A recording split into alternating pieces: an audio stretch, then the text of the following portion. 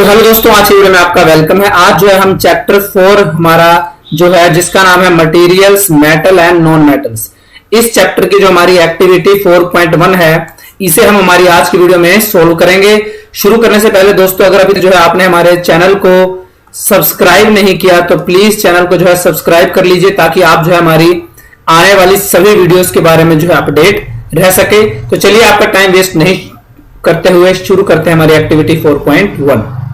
तो चलिए देखते हैं एक्टिविटी 4.1 में आपको करना क्या है। सो देखिए एक्टिविटी 4.1 में हमें यहाँ कहा है कि एक आयरन नेल, एक कोल पीस, एक एल्यूमिनियम वायर और एक पेंसिल लेड, इन चारों ही मटेरियल्स को हमें लेना है और टर्न बाय टर्न जो है हैमर की हेल्प से, जैसे फिगर में आपको शो किया हुआ है, हैमर की हेल्प से जो है हमें पहले जो है आयरन नेल को बीट करना है, देन हमें एल्यूमिनियम वायर को बीट करना है एंड देन हमारे रिमेनिंग मटेरियल कोल पीस और पेंसिल लेड को जो है हैमर की हेल्प से बीट करके अपनी ऑब्जर्वेशन को जो है टेबल में जो है नोट करना है कि हमारी क्या ऑब्जर्वेशन रहेगी।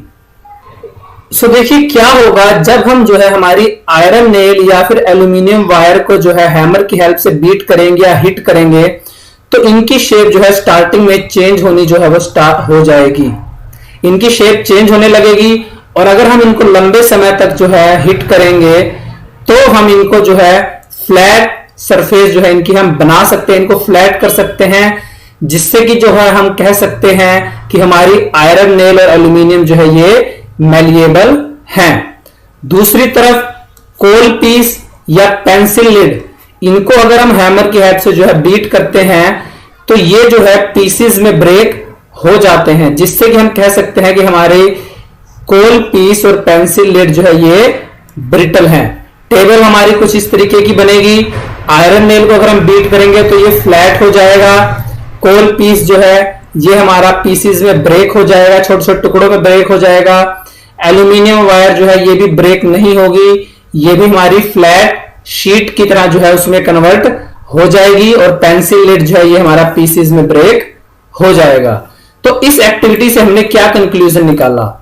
इस एक्टिविटी से देखिए हमने यहां ये कंक्लूजन निकाला कि जो हमारी आयरन और एल्यूमिनियम वायर है या एल्यूमिनियम या आयरन मेटल हैं ये तो है मैलिएबल, और क्योंकि ये दोनों मेटल हैं तो हम कह सकते हैं कि हमारी जो सभी मेटल्स हैं ये मैलिएबल होती हैं। तो मेटल्स की एक प्रॉपर्टी यहां से आप सब नोट कर लीजिए कि जो हमारी मेटल्स हैं ये सभी मैलिएबल होती हैं। दूसरी तरफ जो हमारा कोल और पेंसिल लिड है जो कि नॉन मेटल्स हैं ये हमारी ब्रिटल हैं। अगर हम इनको जो है हैमर या किसी भी हार्ड मटेरियल से जो है बीट करते हैं तो ये पीसेस में जो है ब्रेक हो जाते हैं। तो क्योंकि ये दोनों ही नॉन मेटल्स हैं तो हम कह सकते हैं कि हमारी सभी नॉन मेटल्स जो है ये ब्रिटल होती हैं। तो यहां से नॉन मेटल्स की भी एक प्रॉपर्टी को आप नोट कर सकते हैं कि non metals are brittle and metals are malleable. अब आप कहेंगे कि देखिए मैलिएबल क्या होता है, तो देखिए जो मैलिएबिलिटी है, मैलिएबिलिटी जो है मेटल्स की ऐसी प्रॉपर्टी है जिसके अकॉर्डिंग अगर हम मेटल्स को जो है किसी भी हार्ड मटेरियल से बीट करें तो हम उनको जो है थिन या पतली शीट्स में कन्वर्ट कर सकते हैं। इसके अलावा मेटल्स की एक और प्रॉपर्टी आप यहां नोट कर सकते हैं, वो है डक्टिलिटी, कि जब भी हम मेटल्स को जो है हम थिन वायर्स में कन्वर्ट कर सकते हैं, जितने भी मेटल्स हैं हम उनकी पतली पतली वायर्स जो है वो बना सकते हैं और मेटल की इस प्रॉपर्टी को हम कहते हैं डक्टिलिटी। तो एक्टिविटी 4.1 का मेन मोटिव था आपको मेटल्स की मैलिएबिलिटी प्रॉपर्टी के बारे में बताना और नॉन मेटल्स की ब्रिटल प्रॉपर्टी के बारे में बताना कि जो हमारी नॉन मेटल्स हैं ये ब्रिटल होती हैं। सो एक्टिविटी 4.2 की बात करें। सो 4.2 में आपको सबसे पहले यहां कहा गया है कि आपको कुछ इस तरीके से देखिए इलेक्ट्रिक सर्किट जो है वो बनाना है। इलेक्ट्रिक सर्किट बनाने के लिए आपको क्या करना है, आपको एक बैटरी लेनी है और बैटरी के एक एंड को जो है बल्ब के एक एंड से कनेक्ट करना है और दूसरे एंड को कुछ इस तरीके से ओपन जो है वो छोड़ देना है एंड बल्ब के दूसरे एंड को जो है हम यहाँ कुछ इस तरीके से ओपन जो है छोड़ देंगे। तो क्या होगा, जब भी हम किसी मटेरियल को जो है यहाँ प्लेस करेंगे तो हमारा इलेक्ट्रिक सर्किट जो है वो कंप्लीट हो जाएगा।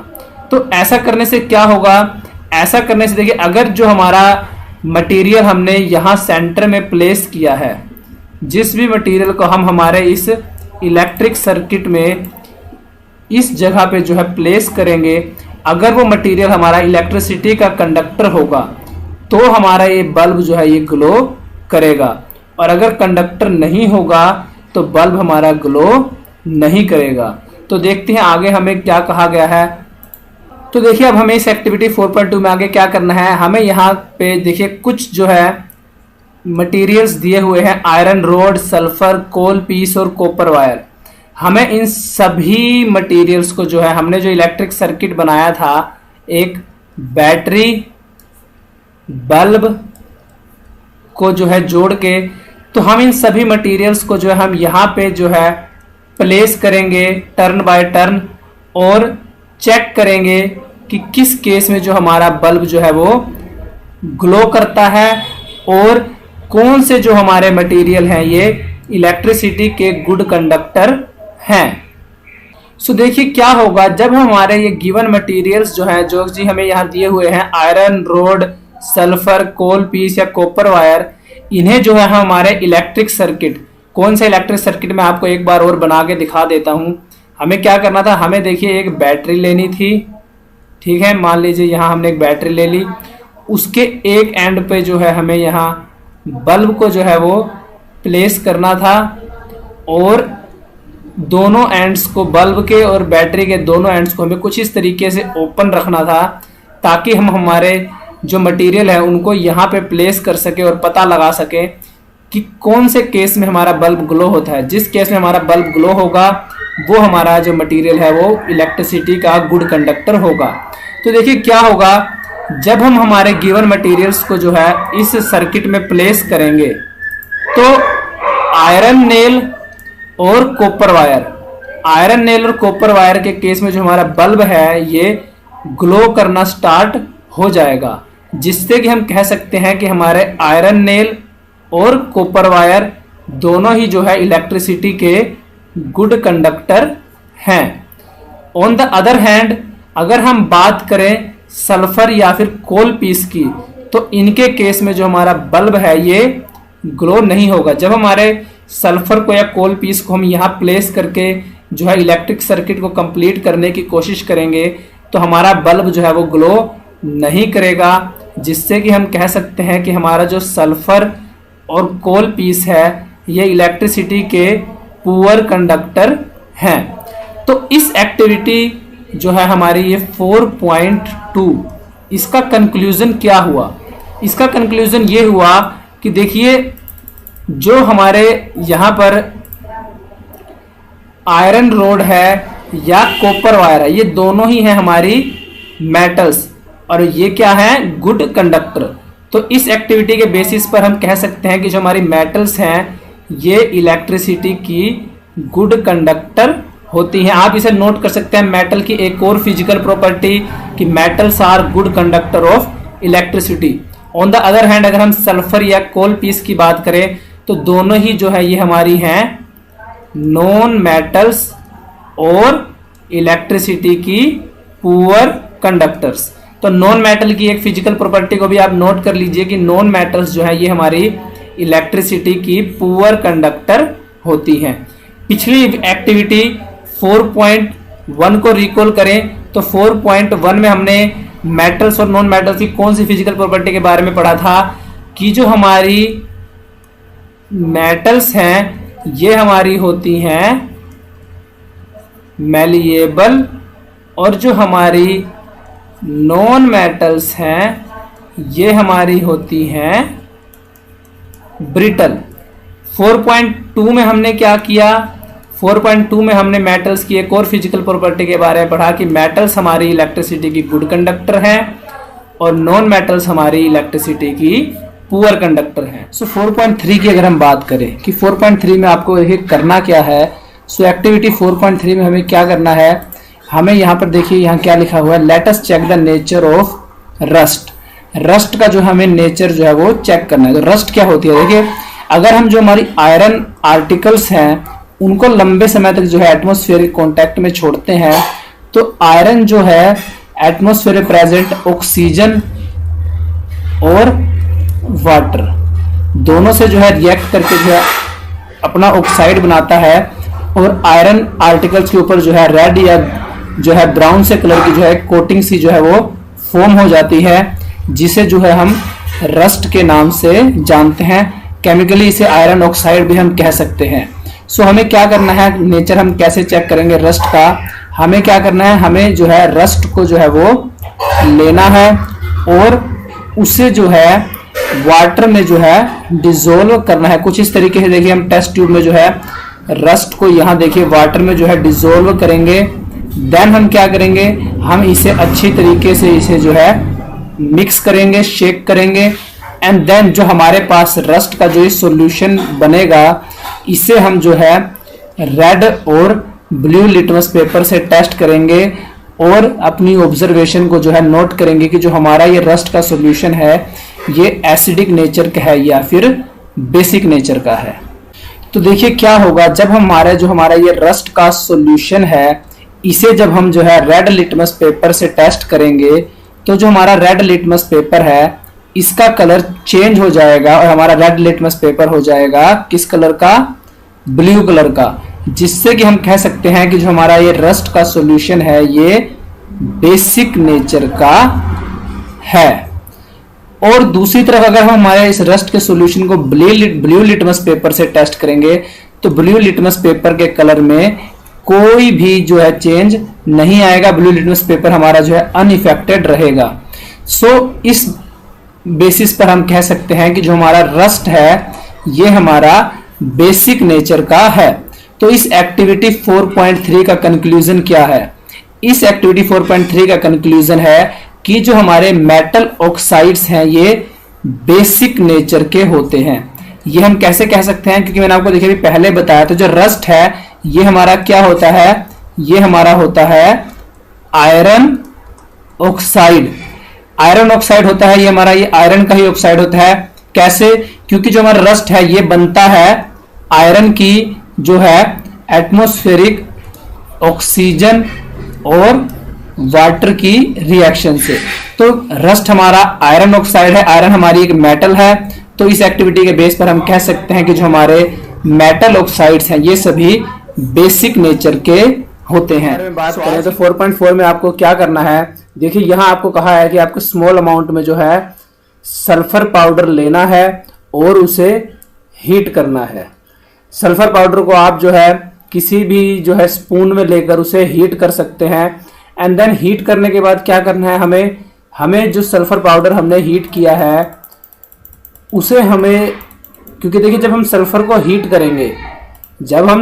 हीट करेंगे, मान लीजिए मैंने यहाँ इस तरीके से जो है एक स्पून में यहाँ सल्फर पाउडर लिया है और यहाँ मैं फ्लेम के ऊपर जो है बर्नर या किसी भी चीज़ की हेल्प से सल्फर को हीट करता हूँ तो कुछ जो है सल्फर की फ्यूम्स या गैस जो है वो एटमॉस्फेयर में रिलीज होंगी, सल्फर डाइऑक्साइड गैस। तो हमें क्या करना है, हमें इस गैस को जो है इसके ऊपर एक बीकर या टेस्ट ट्यूब जो है उसको इन्वर्ट करके रख देना है और उसमें जो है इस गैस को कुछ इस तरीके से, जैसे ये फिगर में शो किया हुआ गैस टम्बलर, जो गैस है उसको जो है हमें इकट्ठा कर लेना है। एंड देन हम इसको जो है लिड से जो है कवर कर देंगे ताकि जो हमारी ये गैस हमने इकट्ठी की है ये एटमॉस्फेयर में रिलीज ना हो। अब हम क्या करेंगे, हमें इस गैस को जो हमें टम्बलर है इसमें जो है हमें स्मॉल क्वांटिटी ऑफ वाटर, कुछ अमाउंट में जो है इस टम्बलर में हम जो है वाटर को ऐड करेंगे और उसे अच्छी तरीके से जो है मिक्स करेंगे, शेक करेंगे, ताकि जो हमारी सल्फर पाउडर को जो है हीट करने से जो हमारी सल्फर डाइऑक्साइड गैस निकली थी वो जो है वाटर के साथ अच्छे से मिक्स हो जाए। अब हमारे पास जो हमारी गैस है वाटर के साथ जो है अच्छे से मिक्स हो गई है, तो हमारे पास जो सॉल्यूशन बना है उसे हमें रेड और ब्लू लिटमस पेपर से जो है टेस्ट करके जो अपनी ऑब्जर्वेशन है उसे नोट करना है। देखिए जैसे ही हम इस फिगर की में जिस तरीके से शो किया है आपको, सल्फर को हीट करेंगे तो सल्फर क्या करेगा, ऑक्सीजन के साथ जो है रिएक्ट करेगा, जिससे कि सल्फर डाइऑक्साइड की जो है ब्राउन कलर की फ्यूम्स जो है वो प्रोड्यूस होंगी। मैंने आपको बताया ही था। देन हम इस फ्यूम्स को जो है गैस टम्बलर में इकट्ठा करेंगे, उसे वाटर के साथ जो है मिक्स करेंगे, जिससे कि हमें क्या मिलेगा। जैसे ही हम इसे देखिए वाटर के साथ हमने मिक्स किया, हमने जब वाटर के साथ हमारे इस सल्फर डाइऑक्साइड गैस को मिक्स किया तो दोनों के बीच रिएक्शन हुई, जिससे हमें जो सॉल्यूशन मिला वो मिला हमें H2SO3 यानी हमारा सल्फ्यूरस एसिड। सल्फ्यूरस एसिड हमें मिला। अब मैंने आपको बताया था हमें जो हमारा जो सॉल्यूशन बना है सल्फर डाइऑक्साइड गैस और वाटर का, उसे हमें रेड और ब्लू लिटमस पेपर से टेस्ट करना है। तो जब हम हमारे इस सॉल्यूशन को या हमारे सल्फ्यूरस एसिड को ब्लू लिटमस पेपर से टेस्ट करेंगे तो हम पाएंगे कि हमारा जो ब्लू लिटमस पेपर है उसका कलर चेंज होकर हो गया है ब्लू से रेड। ब्लू से रेड हो गया, जिससे कि हम कह सकते हैं कि जो हमारा ये सल्फ्यूरस एसिड है ये सॉल्यूशन हमारा एसिडिक नेचर का है। और जो कि हमारा रेड लिटमस पेपर है उसका ये जो हमारा सल्फ्यूरस एसिड का सॉल्यूशन है उसका रेड लिटमस पेपर पे कोई भी इफेक्ट नहीं होता, रेड लिटमस पेपर का कलर चेंज नहीं होता। तो इस एक्टिविटी के बेसिस पर हम कह सकते हैं कि जो हमारे नॉन मेटेलिक ऑक्साइड्स हैं, क्योंकि सल्फर हमारा क्या है, सल्फर हमारी एक नॉन मेटल है, तो नॉन मेटल के जो भी हमारे ऑक्साइड्स हैं या हाइड्रोक्साइड्स हैं वो सभी हमारे एसिडिक नेचर के होते हैं, जो है देख सकते हैं। सो अगर हम एक्टिविटी हमारी 4.5 की बात करें, सो 4.5 में क्या करना है आपको।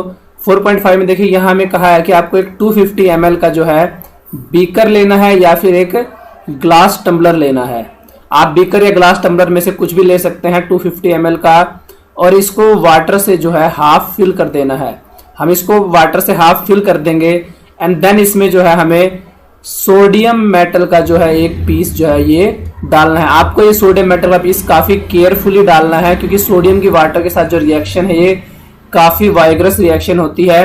तो किसी बड़े की हेल्प से जो है अंडर गाइडेंस जो है आप सोडियम मेटल का पीस जो है इसको हाफ फिल्ड वाटर जो है हमारा बीकर, उसमें हमें सोडियम मेटल के पीस को डालेंगे। और जब हम सोडियम मेटल के पीस को डालेंगे तो अपनी ऑब्जर्वेशन को जो है नोट करेंगे, और जब ये रिएक्शन हमारी सोडियम की जो वाटर के साथ रिएक्शन है, जब ये रिएक्शन रुक जाएगी तो हमें बीकर को टच करके जो है फील करना है कि बीकर कैसा फील होता है, क्या बीकर गर्म हो जाता है या नहीं होता। और साथ ही जो रिएक्शन से हमें जो सोडियम और वाटर की रिएक्शन से जो हमें सॉल्यूशन मिला है उस सॉल्यूशन को रेड और ब्लू लिटमस पेपर से टेस्ट करके बताना है कि जो हमारा सॉल्यूशन बना है वो एसिडिक सॉल्यूशन है या फिर बेसिक नेचर का है। तो देखिए यहाँ पर क्या होगा, जब हम हमारे सोडियम पीस को जो है हम बीकर में डालेंगे जो कि हमने हाफ वाटर से जो है फिल किया हुआ था, तो जो हमारा सोडियम है ये वाटर के साथ काफी ज्यादा वाइग्रसली रिएक्ट करेगा और बर्न होना स्टार्ट हो जाएगा। आप बीकर को जो है बीकर से आपको हीट जनरेट होती हुई फील होगी जब हमारा सोडियम जो है ये बर्न होना स्टार्ट होगा, क्योंकि इस रिएक्शन में जो है काफी ज्यादा अमाउंट में जो है हीट जनरेट होती है। और जब आप बीकर को टच करेंगे तो आप पाएंगे कि जो हमारा बीकर है, जब आप बीकर को टच करेंगे तो हमारा बीकर काफी ज्यादा हॉट जो है आपको फील होगा। क्यों होगा? क्योंकि इस रिएक्शन में काफी ज्यादा अमाउंट में जो है हीट जनरेट हुई है, जिससे कि हमारा बीकर जो है काफी ज्यादा हॉट हो जाता है। और सोडियम और वाटर की जो हमारी रिएक्शन हुई है, हम इसको कुछ इस तरीके से एक्सप्रेस कर सकते हैं कि सोडियम जिसका केमिकल फॉर्मूला है Na, उसने वाटर के साथ जो है रिएक्ट किया, जिससे कि हमें एक एक्वस सॉल्यूशन मिला, किसका? सोडियम हाइड्रोक्साइड का। इस रिएक्शन में जो है हाइड्रोजन गैस जो है एटमॉस्फेयर में रिलीज होती है और साथ ही काफी ज्यादा अमाउंट में जो है हीट जनरेट होती है। सो जो हमारा ये सोडियम हाइड्रोक्साइड का सॉल्यूशन बना है, इन्होंने कहा था कि हमें हमारे इस सॉल्यूशन को जो सोडियम और वाटर के रिएक्शन से बना है उसे लिटमस पेपर से टेस्ट करना है। तो जब हम रेड लिटमस पेपर से टेस्ट करेंगे हमारे इस सॉल्यूशन को, माफ कीजिएगा, हमारा रेड लिटमस पेपर है, रेड लिटमस पेपर को हम सोडियम हाइड्रोक्साइड से टेस्ट करेंगे तो हमारा रेड लिटमस पेपर का कलर चेंज होकर हो जाएगा ब्लू कलर का हो जाएगा हमारा रेड लिटमस पेपर, जिससे कि हमें पता लगेगा कि हमारा जो सोडियम हाइड्रोक्साइड का ये सॉल्यूशन है ये बेसिक नेचर का है। ब्लू लिटमस पेपर पे कोई भी इफेक्ट नहीं होगा। क्यों नहीं होगा? क्योंकि हमारा सोडियम हाइड्रोक्साइड बेसिक नेचर का है और ये रेड लिटमस पेपर का कलर जो है ब्लू कर देता है और ब्लू लिटमस पे कोई भी इफेक्ट नहीं दिखाता। सो हमारा जो ये हमारी मेन एक्टिविटी है 4.5, इसका मेन कंक्लूजन क्या निकला? इसका मेन कंक्लूजन ये निकला कि जितने भी हमारे मेटल हाइड्रोक्साइड हैं ये सभी नेचर में बेसिक नेचर के होते हैं। बेसिक नेचर के होते हैं इसीलिए क्या हुआ था कि जो हमारा सोडियम हाइड्रोक्साइड, देखिए सोडियम हमारी एक मेटल है, इसने वाटर के साथ रिएक्ट करके क्या बनाया? सोडियम हाइड्रोक्साइड, जो कि हमारा मेटल हाइड्रोक्साइड का एग्जांपल है। और इसने क्या किया? रेड लिटमस पेपर को ब्लू कलर का किया। तो यानी कि सोडियम हाइड्रोक्साइड हमारा बेसिक नेचर का हुआ और यानी कि हमारे जो सभी मेटल हाइड्रोक्साइड हैं ये बेसिक नेचर के होते हैं। आप इसे एग्जाम के पॉइंट ऑफ व्यू से नोट कर सकते हैं कि हमारे मेटल हाइड्रोक्साइड जो है ये बेसिक नेचर के होते हैं। इसी एक्टिविटी से एक रिलेटेड क्वेश्चन है जो कि एग्जाम में कई बार पूछा जाता है, मैं आपको यहां बता देता हूं कि देखिए जो हमारी सोडियम मेटल है, सोडियम मेटल को केरोसिन ऑयल में स्टोर करके क्यों रखा जाता है? इसको हम ओपनली एयर में या किसी एयर टाइट कंटेनर में स्टोर करके नहीं रखते, हम इसे केरोसिन ऑयल में स्टोर करके रखते हैं। ऐसा क्यों करते हैं? ऐसा इसलिए करते हैं क्योंकि सोडियम जो है देखिए ये हाईली रिएक्टिव मेटल है। मैंने आपको भी बताया था कि जैसे ही ये एयर या वाटर के कांटेक्ट में आती है, वाटर में जो वाटर है या फिर एयर में जो मॉइस्चर प्रेजेंट है, ये ऑक्सीजन है, उसके कांटेक्ट में आती है तो ये उससे जो है काफी वाइग्रसली रिएक्ट करती है और अपने ऑक्साइड या हाइड्रोक्साइड बनाती है। अगर ये एयर के कांटेक्ट में आएगी, ऑक्सीजन से रिएक्ट करेगी तो अपना ऑक्साइड बनाएगी, अगर ये वाटर से रिएक्ट करेगी तो अपने हाइड्रोक्साइड बनाएगी। तो सोडियम मेटल का ऑक्सीडेशन को रोकने के लिए, सोडियम मेटल के ऑक्सीडेशन को प्रिवेंट करने के लिए या रोकने के लिए, सोडियम के ऑक्साइड या हाइड्रोक्साइड के बनने से रोकने के लिए ही हम सोडियम मेटल को केरोसिन ऑयल में स्टोर करके रखते हैं ताकि हमारी सोडियम मेटल प्रिवेंट रहे, इसका हाइड्रोक्साइड ना बने, सोडियम ऑक्साइड ना बने। तो इसीलिए हम सोडियम मेटल को जो है केरोसिन ऑयल में स्टोर करके रखते हैं। केरोसिन ऑयल में स्टोर करके रखने से क्या होता है? सोडियम का जो है एयर, वाटर और मॉइस्चर, इनसे जो कांटेक्ट है ये बिल्कुल ही खत्म हो जाता है। बात करें तो 4.6 में आपको क्या करना है? आपको कुछ मेटल्स और नॉन मेटल्स के जो है सैंपल लेने हैं। जैसे यहाँ नीचे नाम दिए हुए हैं, मैग्नीशियम, एल्यूमिनियम, आयरन, कॉपर और सल्फर एटसेट्रा, जो है हमें मेटल और नॉन मेटल के सैंपल लेने हैं। इन्हें जो है अलग अलग टेस्ट ट्यूब में आपको जो है इकट्ठा करना है और सभी टेस्ट ट्यूब को नाम दे देना है। जैसे हम मैग्नीशियम वाली टेस्ट ट्यूब को नाम देंगे लेबल ए, एल्यूमिनियम वैल्यू को बी। तो ऐसे ही सभी जो मेटल नॉन मेटल के सैंपल है हम इनको लेबल लगा देंगे A B C D E F. और फिर हमें क्या करना है? सभी टेस्ट ट्यूब्स में जो है ड्रॉपर की हेल्प से 5 ml जो है डाइल्यूट हाइड्रोक्लोरिक एसिड, जो हमारा डाइल्यूट हाइड्रोक्लोरिक एसिड HCl है, वो हमें इनमें डालना है और अपनी रिएक्शंस को जो है नोट करना है। अगर कोई रिएक्शन होती है तो ठीक, अगर रिएक्शन नहीं होती तो हम क्या करेंगे? हम टेस्ट ट्यूब को थोड़ा सा जो है गर्म करेंगे और देखेंगे कि गर्म करने के बाद रिएक्शन होती है या नहीं होती। और उसके बाद हमें क्या करना है? अगर रिएक्शन होती है तो हमें एक जलती हुई मैच स्टिक, जो हमारी मैच स्टिक होती है या कैंडल है, उसे हमें टेस्ट ट्यूब के माउथ के पास लेकर जाना है।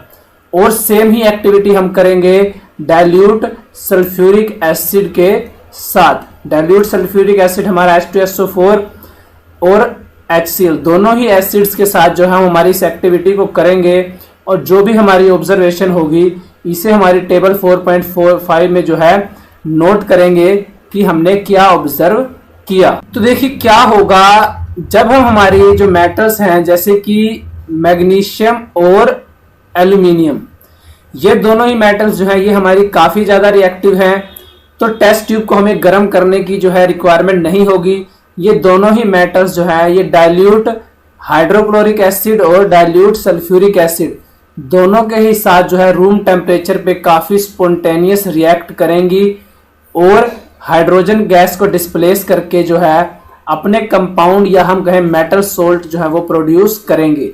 रिएक्शन आपको यहाँ नीचे दी हुई है, देखिए मैग्नीशियम जो है ये हाइड्रोक्लोरिक एसिड के साथ रिएक्ट करके मैग्नीशियम क्लोराइड बनाएगा और हाइड्रोजन गैस जो है एटमॉस्फेयर में रिलीज हो जाएगी।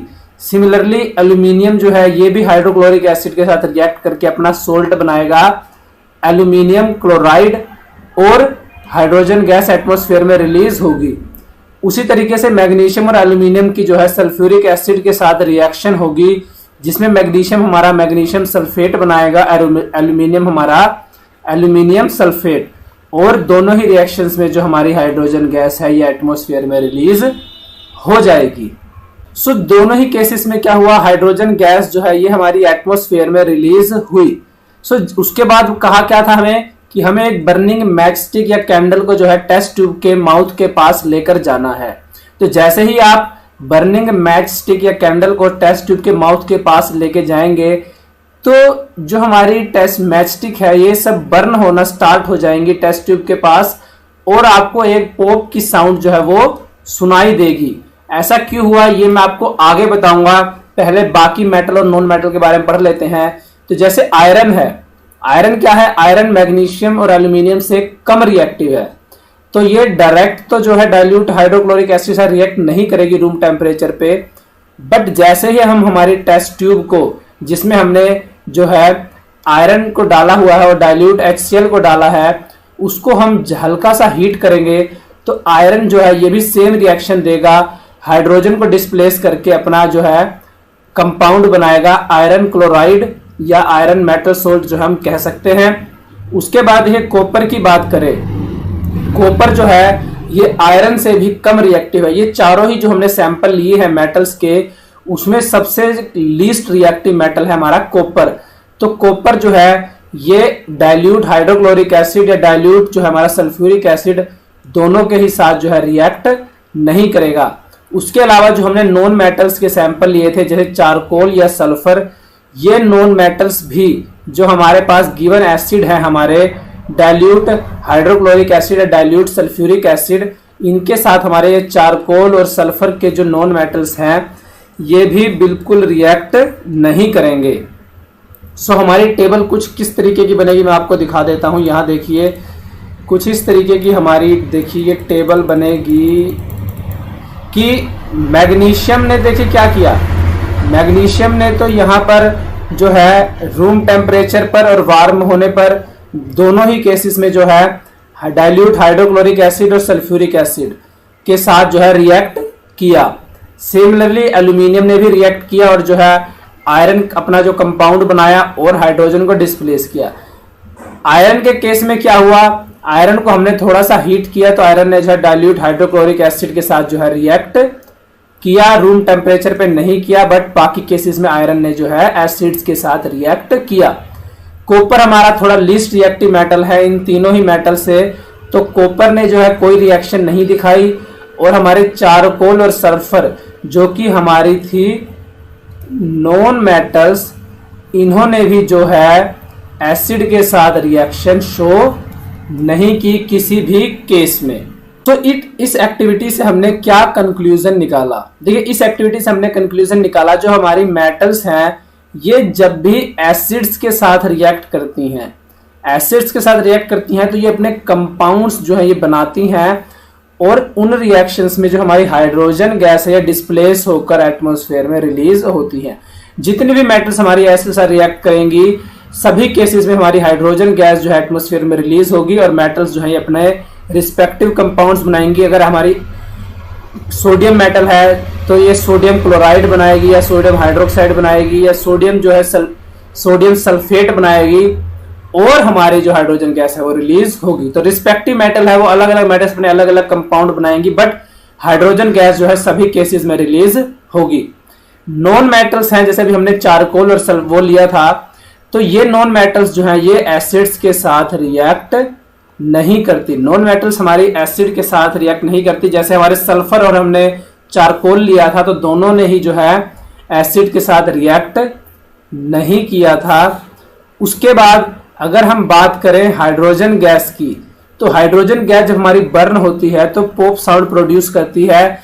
ये भी हमने इसी एक्टिविटी से सीखा। मैंने आपको बताया था ना, जब हम टेस्ट ट्यूब के पास, टेस्ट ट्यूब जो है इसके माउथ के पास हम जलती हुई जो है बर्निंग मैच स्टिक लेकर गए थे या कैंडल लेकर गए थे, तो वो पॉप साउंड प्रोड्यूस करते हुए जो है बर्न होना स्टार्ट हो गई थी। ऐसा क्यों हुआ था? ऐसा जो हुआ था हाइड्रोजन गैस की वजह से। तो इसी से एक क्वेश्चन जो है एग्जाम में पूछा जाता है कि आप कैसे कह सकते हैं कि जो आपको कोई गैस जो है किसी रिएक्शन में प्रोड्यूस हुई है वो हमारी हाइड्रोजन गैस है या नहीं। आप कैसे पता लगा सकते हैं कि कोई गैस जो है एटमॉस्फेयर में रिलीज हुई है या किसी रिएक्शन में प्रोड्यूस हुई है वो हाइड्रोजन गैस है या नहीं?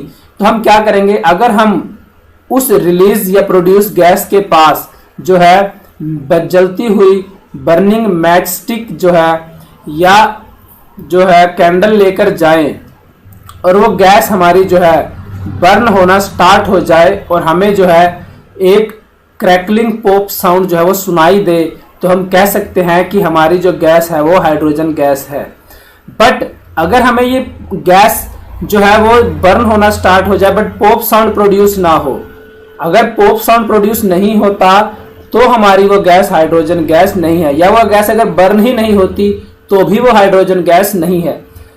हाइड्रोजन गैस तभी है जब हमारी वो गैस बर्न हो और पॉप साउंड प्रोड्यूस करे, दोनों ही केसेस होंगे तभी वो गैस जो है वो हमारी हाइड्रोजन गैस। 4.7 की बात करें कि 4.7 में आपको क्या करना है, देखिए 4.7 ने हमें कहा है कि हमें लेना है सोडियम हाइड्रोक्साइड का एक सॉल्यूशन। कैसे लेना है? एक टेस्ट ट्यूब में हमें सोडियम हाइड्रोक्साइड का सॉल्यूशन लेना है, या हम बना भी सकते हैं। हम 5 ml वाटर में जो है 3 से 4 पैलेट्स जो है सोडियम हाइड्रोक्साइड के डालकर जो है सोडियम हाइड्रोक्साइड का सॉल्यूशन प्रिपेयर कर सकते हैं।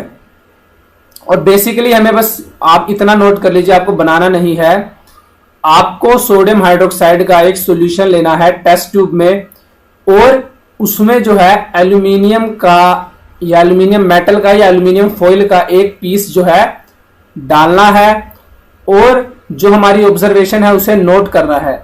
जब वो रिएक्शन होगी किसके बीच? सोडियम हाइड्रोक्साइड और एल्यूमिनियम के बीच, तो एक जलती हुई बर्निंग मैच स्टिक या कैंडल को जो है टेस्ट ट्यूब के माउथ के पास लेकर जाना है और नोट करना है कि क्या होगा जब हम रिएक्शन जो टेस्ट ट्यूब में हुई है उसके पास बर्निंग मैच स्टिक को लेकर जाते हैं। सो देखिए क्या होगा जब हम जो है हमारे सोडियम हाइड्रोक्साइड के सॉल्यूशन में जो है एल्यूमिनियम फॉइल या एल्यूमिनियम मेटल का कोई पीस जो है वो डालेंगे, तो एल्यूमिनियम मेटल जो है सोडियम हाइड्रोक्साइड के साथ जो है रिएक्ट करके अपना एक सोल्यूबल सोल्ट सॉल्यूशन बनाएगा। सोडियम यहाँ आएगा, देखिए सोडियम एल्यूमिनेट का हमें सॉल्यूशन मिलेगा और जो हमारी हाइड्रोजन गैस है वो एटमॉस्फेयर में रिलीज हो जाएगी।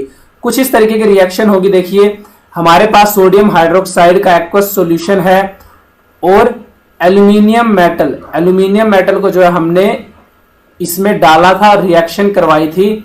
तो इससे क्या हुआ था, एल्यूमिनियम की सोडियम हाइड्रोक्साइड और वाटर के साथ रिएक्शन हुई थी जिससे हमें मिला था सोडियम एल्यूमिनेट का जो है एक्वस सॉल्यूशन और हाइड्रोजन गैस जो है एटमॉस्फेयर में रिलीज हो गई। तो ये तो था कि एल्यूमिनियम की सोडियम हाइड्रोक्साइड के साथ रिएक्शन जो है वो कैसे हुई। बट इसके बाद इसी एक्टिविटी में हमें कहा था कि एक जलती हुई मैच स्टिक को टेस्ट ट्यूब के माउथ के पास लेकर जाओ तो क्या होगा। जैसे ही हम एक बर्निंग मैच स्टिक या कैंडल को टेस्ट ट्यूब के माउथ के पास लेकर जाएंगे तो जो हमारी कलरलेस गैस, मैंने आपको बताया ना हाइड्रोजन गैस रिलीज हुई है, तो हाइड्रोजन गैस हमारी कलरलेस गैस है। तो जो गैस इस रिएक्शन में रिलीज हुई है वो बर्न होना स्टार्ट हो जाएगी और एक पॉप साउंड जो है वो प्रोड्यूस करेगी। पॉप साउंड जो है ये इंडिकेशन है कि जो गैस रिलीज हुई है वो गैस हमारी हाइड्रोजन गैस है। अगर पॉप साउंड प्रोड्यूस ना हो तो हम कह सकते हैं कि जो गैस जो हमारी किसी रिएक्शन में प्रोड्यूस हुई है या रिलीज हुई है वो हाइड्रोजन गैस नहीं है। अगर पॉप साउंड प्रोड्यूस होता है तभी हम कह सकते हैं कि जो हमारी गैस रिलीज हुई है या प्रोड्यूस हुई है वो हाइड्रोजन गैस है। सो इस एक्टिविटी का कंक्लूजन क्या हुआ? इस एक्टिविटी का कंक्लूजन ये हुआ कि जो भी हमारी मेटल्स हैं ये जब बेसिस के साथ रिएक्ट करती हैं तो अपने कंपाउंड्स बनाती हैं और हाइड्रोजन गैस जो है वो इन रिएक्शंस में एटमॉस्फेयर में रिलीज होती है। कैसे? देखिए, एल्यूमिनियम क्या था? एल्यूमिनियम हमारी एक मेटल है और सोडियम हाइड्रोक्साइड क्या है? सोडियम हाइड्रोक्साइड हमारा एक बेसिक सॉल्यूशन है, यानी कि एक बेस है। तो मेटल ने बेस के साथ रिएक्ट किया तो क्या बनाया? तो मेटल ने अपना एक कंपाउंड बनाया, मेटल सोल्ट बनाया और हाइड्रोजन गैस एटमॉस्फेयर में रिलीज हुई। एक कंक्लूजन तो ये निकाला हमने इस एक्टिविटी से। दूसरा हमने ये निकाला कि हाइड्रोजन गैस जब बर्न होती है तो ये बर्न होते टाइम जो है पॉप साउंड जो है वो प्रोड्यूस करती है। यही इंडिकेशन है हाइड्रोजन गैस के रिलीज होने की या प्रोड्यूस होने। 4.8 है, इसमें हमें क्या करना है? इसमें हमें देखिए 5 बीकर लेने हैं जिनको हम लेबल करेंगे ABCDE। 100 ml के जो है हमें 5 बीकर लेने हैं ABCDE। पांचों ही बीकर्स में जो हम 50 ml के अराउंड जो है वाटर को ऐड करेंगे। देन जो है इसमें हम कुछ सब्सटेंस डालेंगे, मैं आपको आगे बताऊंगा कि हमें इनमें क्या क्या सब्सटेंस डालने हैं और कुछ रिएक्शंस जो है हमें करवानी है और अपनी ऑब्जर्वेशंस जो है वो नोट करनी है। तो वो क्या सब्सटेंस है देखिए मैं आपको यहाँ बताता हूँ। नीचे देखिए ये जो हमारे सब्सटेंस हैं, बीकर ए में हम क्या करेंगे? बीकर ए में हमें कॉपर सल्फेट डालना है सॉल्यूशन, जो कि हमारा ब्लू कलर का होगा। देन इस ब्लू कलर के सॉल्यूशन में हमें डालना है जिंक के कुछ पीसीस हम डालेंगे और रिएक्शन जो है वो करवाएंगे। उसी तरीके से बीकर बी में भी हमें कॉपर सल्फेट सॉल्यूशन लेना है। देखिए ब्लू कलर का कॉपर सल्फेट सॉल्यूशन, और इसमें हम जो है आयरन की कुछ नेल्स जो है वो ऐड करेंगे। उसी तरीके से बीकर सी में हमें जिंक सल्फेट लेना है। देखिए जिंक सल्फेट जो है ये हमारा कलरलेस सॉल्यूशन होता है, तो जिंक सल्फेट लेंगे और कॉपर के कुछ पीसेस डाल के जो है हम रिएक्शन जो हमारी ऑब्जर्वेशन है उसे नोट करेंगे। उसी तरीके से बीकर डी में हमें आयरन सल्फेट लेना है। आयरन सल्फेट कुछ हमारा देखिए जो ग्रीनिश कलर का या आप कहें थोड़ा रेडिश से कलर का है, तो इसे हमें लेना है और इसमें कॉपर के कुछ पीसेस डाल के जो अपनी रिएक्शन है उसे हम नोट करेंगे। उसी तरीके से बीकर ई में हमें जिंक सल्फेट लेना है, जो कि हमारा अगेन कलरलेस सॉल्यूशन है, और इसमें हम कुछ आयरन की नेल्स को डालेंगे और हमारी जो ऑब्जर्वेशन है उसे नोट करेंगे। सो देखिए सबसे पहले अगर हम बात करें बीकर ए की, तो बीकर ए में हमने क्या किया था? बीकर ए में देखिए हमने लिया था कॉपर सल्फेट का सॉल्यूशन। अब कॉपर सल्फेट का सॉल्यूशन देखिए हमारा है ब्लू कलर का, बट जैसे ही इसमें हमने जिंक ग्रेन्यूल्स या जिंक के कुछ पीसेस को ऐड किया, तो जिंक ने क्या किया?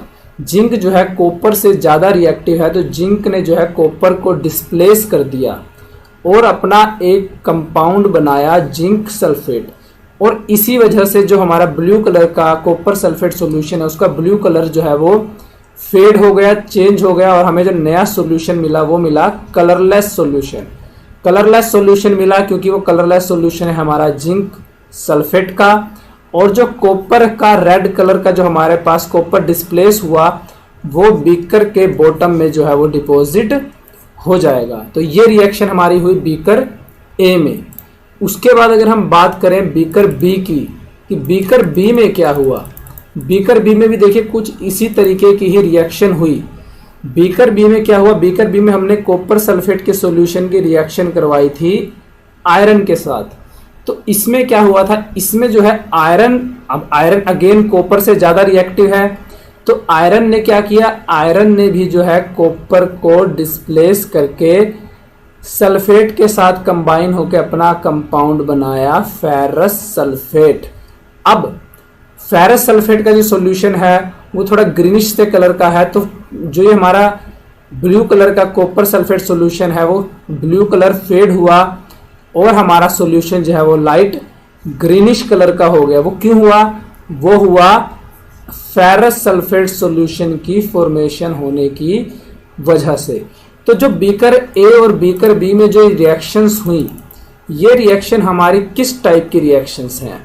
तो देखिए ये जो हमारी रिएक्शंस हैं, ये दोनों ही रिएक्शंस जो है हमारी डिस्प्लेसमेंट रिएक्शंस का ही एग्जाम्पल है। क्यों? क्योंकि दोनों ही रिएक्शन में क्या हुआ, देखिए एक रिएक्शन में जिंक ने कॉपर को डिस्प्लेस किया और दूसरे में आयरन ने, और दोनों ही जो है कॉपर से ज़्यादा रिएक्टिव मेटल्स हैं। तो जब ज़्यादा reactive metals less reactive metal को डिस्प्लेस कर दे उसके सोल्ट सॉल्यूशन से और अपना कंपाउंड जो है वो बनाए, तो उन रिएक्शंस को हम कहते हैं डिस्प्लेसमेंट रिएक्शंस।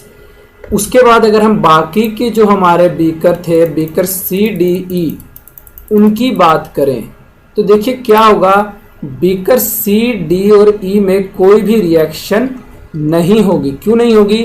क्योंकि हमने देखिए बीकर सी और डी में हमने लिया था जिंक सल्फेट का सॉल्यूशन, और जिंक सल्फेट के सॉल्यूशन की कॉपर से रिएक्शन करवाई थी।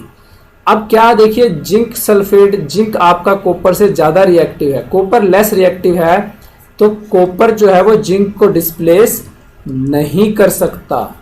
उसी तरीके से ई बीकर में हमने क्या लिया था, जिंक सल्फेट की आयरन से रिएक्शन करवानी थी। अब देखिए आयरन भी जो है ये जिंक से लेस रिएक्टिव है, और लेस रिएक्टिव होने की वजह से आयरन भी जिंक को डिस्प्लेस नहीं कर सकता। इसीलिए हमारे बीकर सी डी और ई में कोई भी रिएक्शन नहीं होती।